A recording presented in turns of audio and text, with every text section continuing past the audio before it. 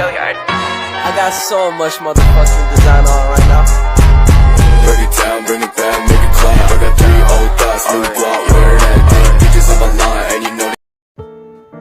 Assalamualaikum warahmatullahi wabarakatuh. Yang terhormat, Ibu Dr. Insinyur Irika Widyasanti, Magister Teknik, selaku dosen pengampu dari mata kuliah Pemeliharaan dan Perawatan Gedung. Perkenalkan, nama saya Elvin Aulia Ramandani, mahasiswa Universitas Negeri Jakarta, Fakultas Teknik, Prodi Sarjana Terapan Teknologi Rekayasa Konstruksi Bangunan Gedung, kelas B, dengan NIM 15065211037. Pada kesempatan kali ini, saya akan membahas secara rinci topik yang sudah saya pernah bahas di video Instagram saya tentang pemeliharaan pada salah satu komponen bangunan gedung, yaitu fire hydrant.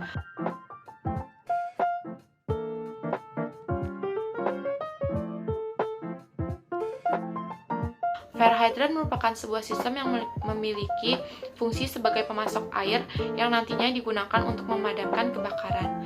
Fire hydrant digunakan untuk memadamkan api berskala besar yang sudah tidak bisa dipadamkan menggunakan APAR atau alat pemadam api ringan. Fire hydrant merupakan salah satu komponen mekanikal bangunan gedung yang harus dipelihara dan diinspeksi secara berkala agar tetap berfungsi dengan baik dan dapat digunakan pada kondisi darurat.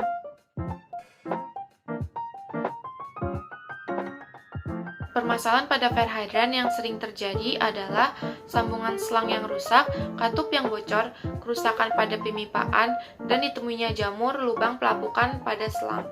Maka dari itu, untuk menghindari permasalahan tersebut, harus dilakukan pemeliharaan terjadwal pada fire hydrant.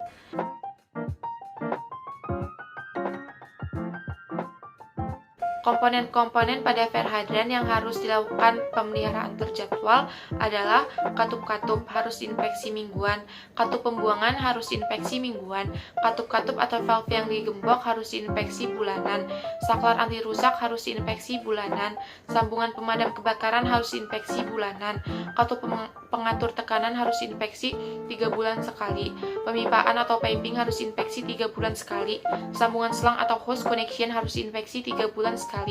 Alat deteksi atau alarm device harus dites 3 bulan sekali. Rumah selang harus diinspeksi 1 tahun sekali. Sambungan selang atau hose connection harus dilakukan perawatan 1 tahun sekali. Selang atau hose harus diinspeksi 1 tahun sekali. Alat gantungan selang atau hose storage device harus diinspeksi 1 tahun sekali. Nozzle atau hose nozzle harus dites 1 tahun sekali. Alat gantungan selang atau hose storage device harus dilakukan tes 1 tahun sekali. Katup-katup penahan balik harus diinspeksi 5 tahun sekali. Selang atau hose harus dilakukan tes 5 tahun sekali. Katup pengatur tekanan harus dilakukan tes 5 tahun sekali. Tes hidrostatik harus dilakukan tes 5 tahun sekali. Tes aliran atau flow test harus dilakukan tes 5 tahun sekali.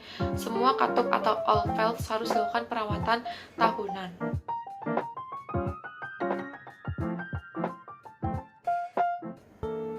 Langkah-langkah inspeksi hydrant telah dilakukan dalam standar NFPA 25 agar kegiatan inspeksi atau pemeriksaan instalasi hydrant berjalan optimal.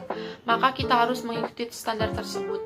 Berikut adalah langkah-langkah yang harus dilakukan pada saat inspeksi hydrant sesuai dengan standar NFPA 25. Yang pertama, lakukan koordinasi dengan tim K3 atau operator gedung tempat fire hydrant tersebut berada saat akan mengaktifkan hydrant. Yang kedua, standar inspeksi hydrant diawali dengan pemeriksaan visual dari keadaan di sekitar area hydrant. Yang ketiga, lakukan pemeriksaan terhadap semua hydrant valve atau katup, sambungan, serta sistem perpipaan. Buka setiap valve hydrant, kemudian perhatikan bagaimana kinerjanya. Apabila ditemukan adanya gangguan pada kinerja sistem, maka segera ganti komponen tersebut dengan yang baru. Selain itu, cek juga bagaimana kondisi tutup valve serta lubrikasinya. Yang keempat, pasang hydrant equipment yang meliputi hose dan nozzle. Kondisinya, komponen tersebut dalam posisi siap untuk digunakan. Yang kelima, aktifkan hydrant pump lalu alirkan air secara perlahan hingga ke posisi terbuka penuh. Yang kelima, lakukan pengecekan terhadap instalasi fire hydrant pada saat air dilarikan dari pompa. Periksa apakah ditemukan adanya kebocoran. Jika ada yang bocor, maka harus diperbaiki. Yang ketujuh, standar inspeksi hidran juga mencakup pemeriksaan kejernihan air yang mengalir dari instalasi fire hydrant. Yang kedelapan, lakukan flushing yang bertujuan untuk menghilangkan endapan dalam instalasi hidran. Endapan tersebut harus dihilangkan karena bisa menahan laju pasokan air untuk instalasi hidran. Selanjutnya, tutup keran air secara perlahan supaya tidak mengalami water hammer. Jika pemeriksaan dan pengujian hidran sudah selesai dilakukan, buat dokumentasi atas kegiatan inspeksi yang sudah dilakukan kali ini. Sekian pembahasan dari topik yang bisa saya sampaikan, kurang lebihnya mohon dimaafkan. Wassalamualaikum warahmatullahi wabarakatuh.